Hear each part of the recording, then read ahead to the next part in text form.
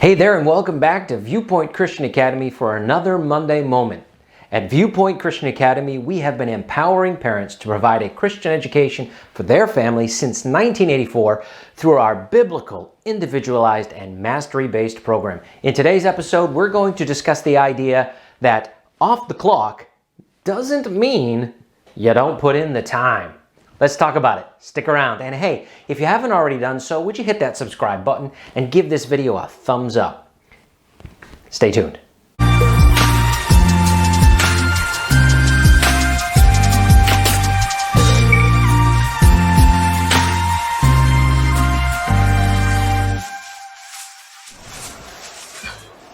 Okay, so let's talk about what do we mean by off the clock doesn't mean you don't put in the time.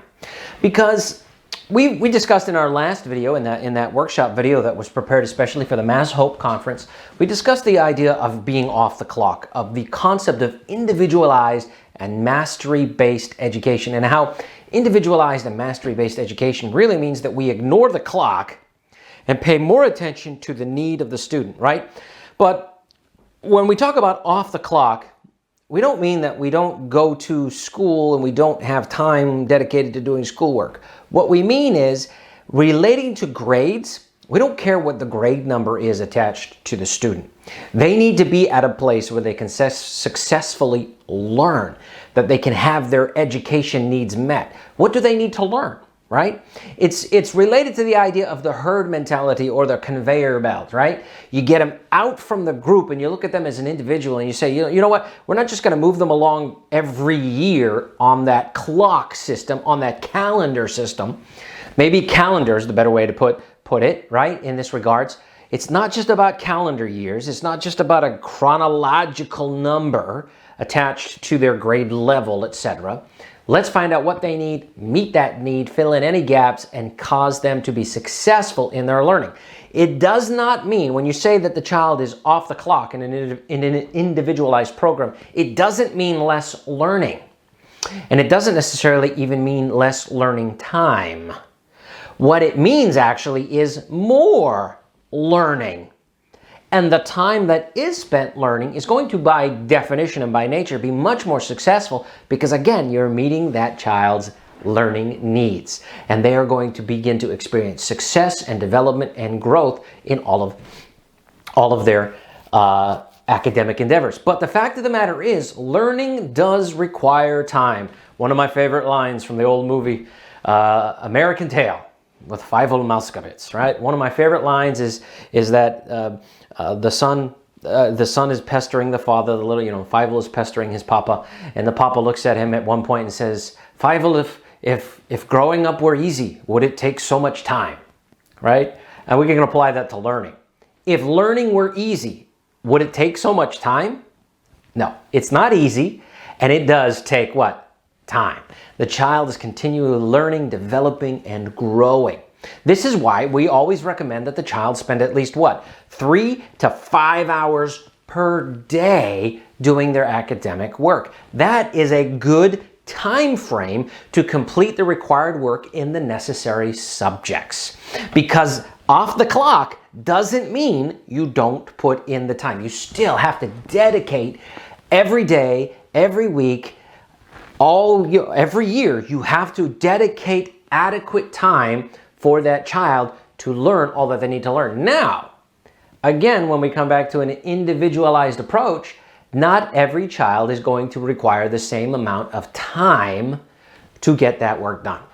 Some students will be able to accelerate and go quicker. Some students will need longer. So when we say 3 to 5 per day, we're talking about an average range. It could be that some students may do it in less. It could be that some students may need, yes, more.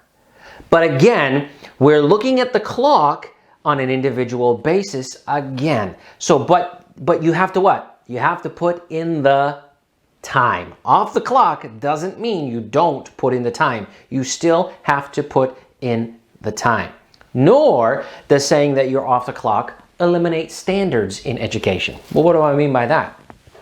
Well, in order to achieve the equivalency of a, let's say, 5th grade education, you have to get a certain amount of work done. These are the things that a 5th grader would be expected to know, right? And so if your child is in that 5th grade vicinity or 5th level of work, then what they need to do is complete that work in order to show that they have mastered that, and standards would say, okay, now you can move on and start the 6th level work. Now, what does it do though? When you're off the clock, it does make the time flexible, right?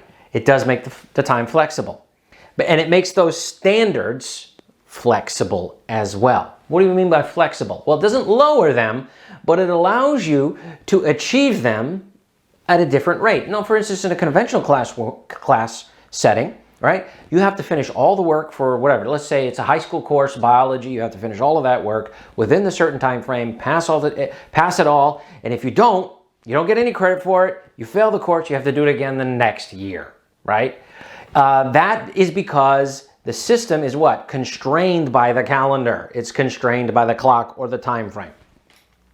In an individualized system like ours, you do not achieve credit. You don't receive credits. They're not issued until you complete all the work that is required.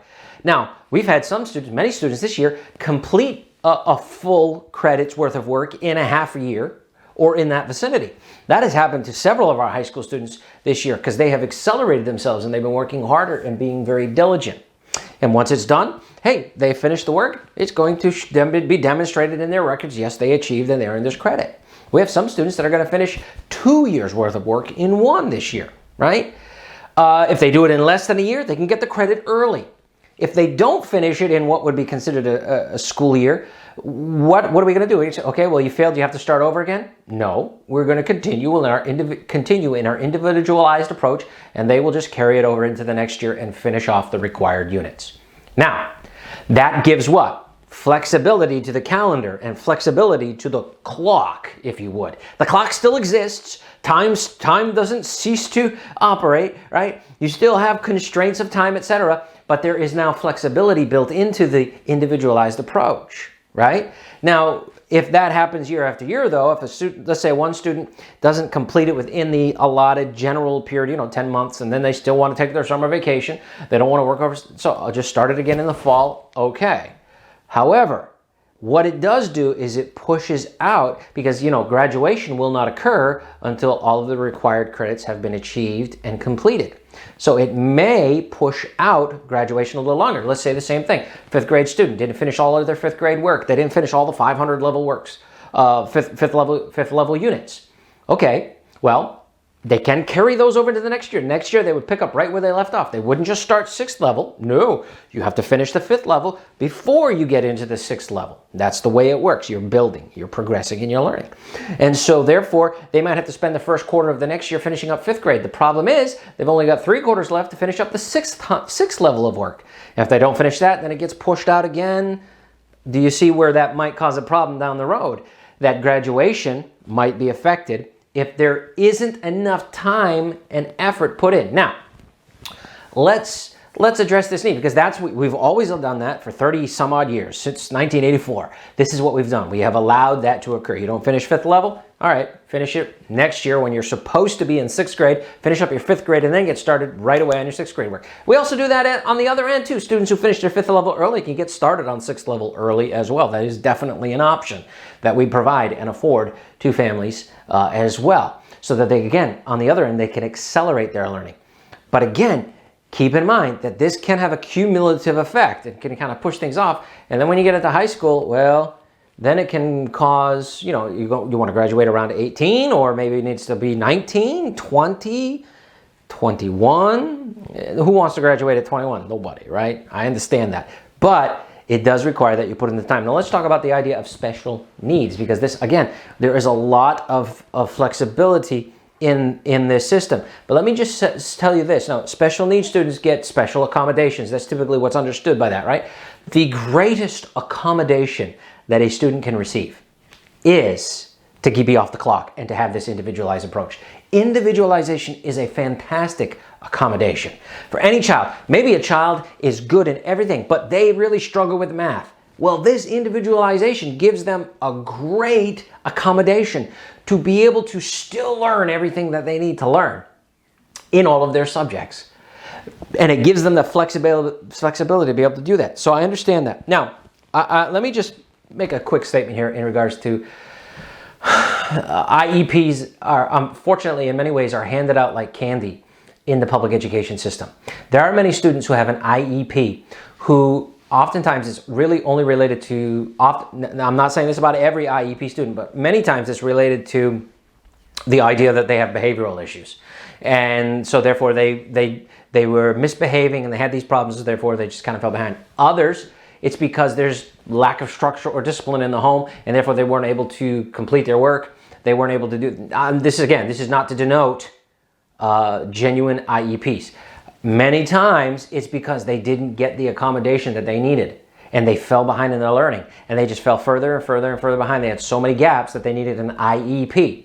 Well, again, individualization can address every single one of these things very, very well and give a great accommodation. But let me just say this, that there are students with genuine learning disabilities, severe cases of dyslexia, and sometimes it can take a while to get that switch to flip to help them with the reading. I understand that. Auditory sensory processing, although this program that Viewpoint offers is the best, and I have no problem saying that at all, the best program available for auditory sensory processing disorder. I have seen so many students who have that diagnosis come and into this program and thrive because it's not teacher-centric, passing the information on. The information is there. They can do it. They can listen to it being read to them on the computer. Or they can just see it and read it. They can take the time that they need to comprehend it, and they have been able to thrive and do very well.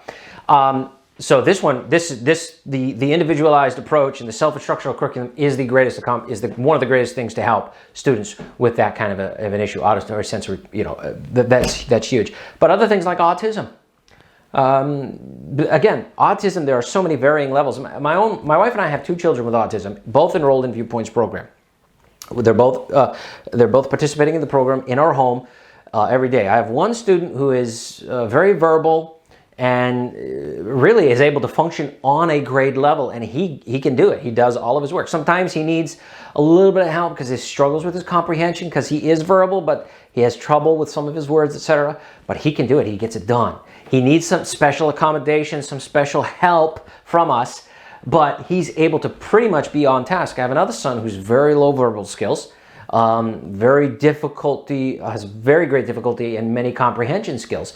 And so we've had to make some special accommodations, but we can do that, right? So he might be at a chronological grade of so-and-so, maybe 6th grade, 7th grade, whatever his chronological grade might be, but his academic level might be lower. Sometimes he's had to repeat grades in order to get things.